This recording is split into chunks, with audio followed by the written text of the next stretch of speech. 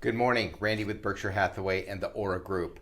You know, in real estate, we have a topic that's a little difficult to discuss. It's kind of like going to the dentist. No, wait a minute. I've got two clients who are dentists. Never mind. It's kind of like shopping for a car.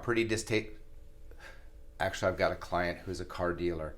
Well, you know what I mean. There are certain things to talk about that are really not the most pleasant things. Taxes and real estate. But there's good news. You want to know what it is? Stay tuned.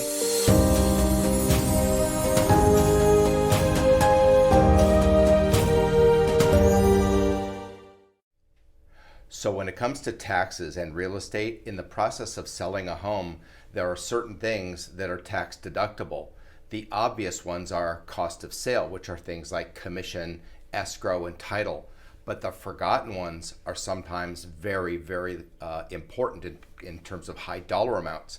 I have a client right now spending in excess of $25,000, paint, carpet, termite work, handyman work, all of these relative to the sale of the home.